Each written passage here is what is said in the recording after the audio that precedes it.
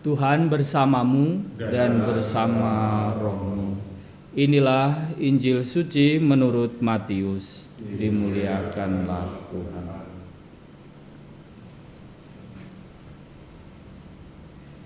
Yesus bersabda kepada murid-muridnya, "Aku berkata kepadamu, sungguh sukar sekali bagi orang kaya untuk masuk ke dalam kerajaan surga. Sekali lagi aku berkata kepadamu, lebih mudah seekor unta masuk melalui lubang jarum daripada seorang kaya masuk ke dalam kerajaan surga." Mendengar itu gemparlah para murid dan berkata, "Jika demikian, siapakah yang dapat diselamatkan?" Yesus memandang mereka dan berkata, "Bagi manusia hal itu tidak mungkin, tetapi bagi Allah segala sesuatu mungkin." Lalu Petrus berkata kepada Yesus, "Kami ini telah meninggalkan segala sesuatu dan mengikuti Engkau. Jadi, apakah yang akan kami peroleh?" Kata Yesus kepada mereka, "Aku berkata kepadamu, sungguh, pada waktu penciptaan kembali, apabila Anak Manusia yang bersemayam di tahta kemuliaannya, kalian yang telah mengikuti Aku akan duduk juga di atas 12 tahta untuk menghakimi ke-12 suku Israel.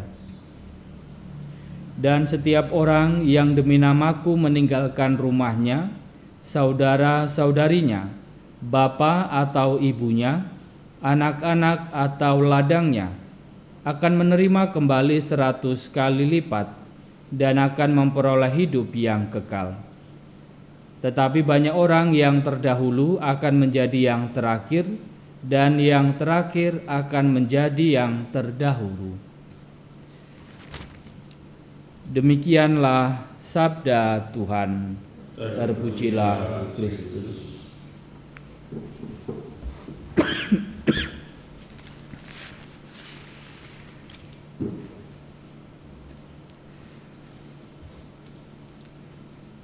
Kitab Hakim-Hakim yang kita dengarkan dalam bacaan pertama mulai dari hari Senin kemarin memberikan gambaran bagaimana situasi bangsa Israel setelah Yosua meninggal, dan bangsa Israel tidak memiliki lagi pemimpin seperti Musa, pemimpin seperti Yosua.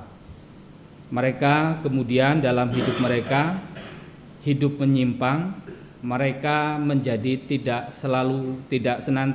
setia kepada Allah.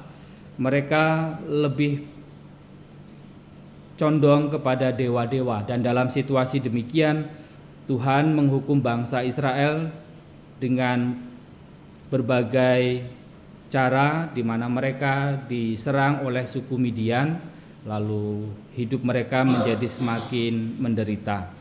Dan dalam situasi yang demikian kemudian Tuhan membangkitkan beberapa pemimpin dalam diri bangsa Israel. Ketika ada pemimpin yang dipilih Allah, pemimpin itu hidup, maka bangsa Israel setia dan mereka sejahtera. Ketika pemimpin yang dipilih Allah itu meninggal, maka bangsa Israel kembali mengkhianati Allah dan mereka kemudian sengsara. Dan dalam bacaan pertama hari ini kita mendengarkan bagaimana kisah panggilan salah satu pemimpin bangsa Israel setelah zaman Musa dan Yosua, yaitu Gideon. Kita mendengarkan tadi bagaimana kisah panggilan Gideon, orang yang dipanggil ketika bangsa Israel mengalami penderitaan karena diserang, dijarah oleh bangsa Midian.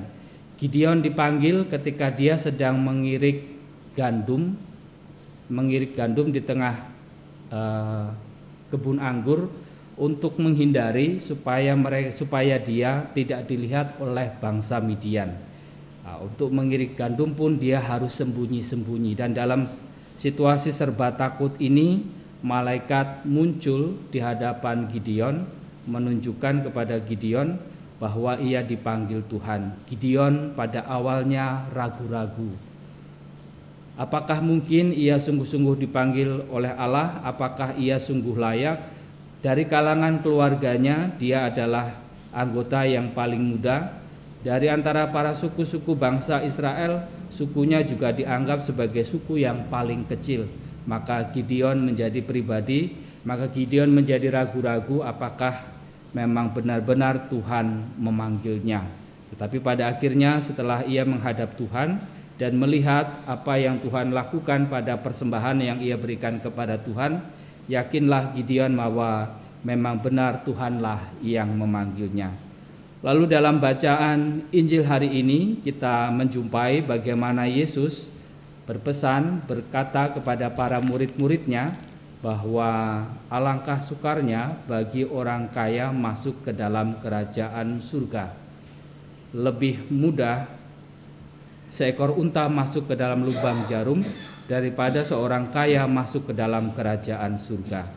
Pernyataan Yesus membuat para murid kemudian gempar, membuat para murid kemudian bingung dan berkata dalam hatian dan berkata, jika demikian siapakah yang dapat diselamatkan?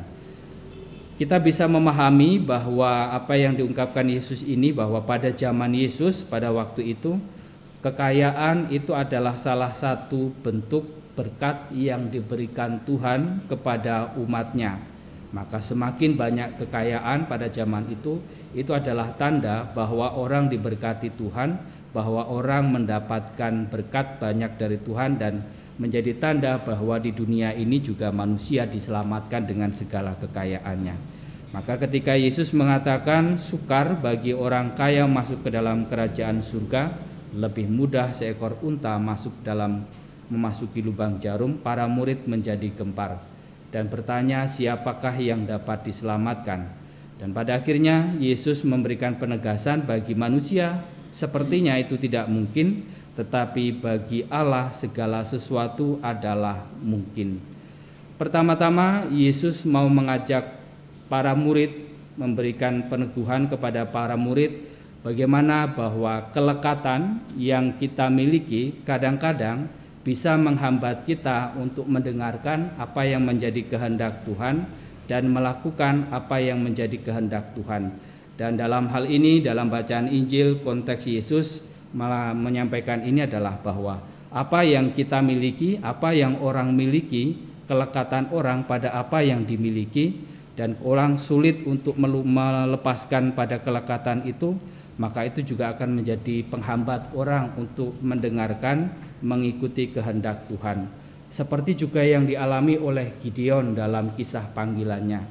Rasa takutnya, rasa tidak berdayanya, rasa tidak layaknya sebagai anggota keluarga yang paling muda dan suku yang paling kecil di antara suku-suku Israel membuat Gideon ragu apakah memang dia benar-benar sungguh dipanggil. Kelekatan Gideon terletak pada merasa dirinya tidak layak. Sementara dalam konteks bacaan Injil, kelekatan lebih pada apa yang kita miliki yang kemudian membuat kita sulit untuk terlibat secara penuh dalam kehidupan bersama, dalam kehidupan di masyarakat maupun juga dalam kehidupan menggereja. Saudara dan saudariku yang terkasih, bacaan dalam perayaan Ekaristi hari ini dari kisah Gideon, kita boleh belajar mendapatkan pesan bahwa kita masing-masing dipanggil untuk terlibat penuh dalam kehidupan bersama kita. Dan kadangkala seperti juga dalam bacaan pertama dan juga dalam bacaan Injil, ada kelekatan-kelekatan yang membuat kita merasa sulit, yang membuat kita merasa sayang, yang membuat kita merasa enggan untuk terlibat sepenuhnya mengikuti apa yang dikehendaki Tuhan. Maka bacaan hari ini kita diundang untuk melihat dalam diri kita masing-masing kelekatan-kelekatan apakah yang perlu kita lepaskan supaya kita bisa terlibat penuh menanggapi panggilan Tuhan dalam kehidupan kita, membuat kita juga terlibat banyak hal dalam kehidupan kita di tengah masyarakat maupun juga di tengah-tengah gereja. Kemuliaan kepada Bapa dan Putra dan Roh Kudus, seperti pada permulaan, sekarang, selalu, dan sepanjang segala abad. Amin.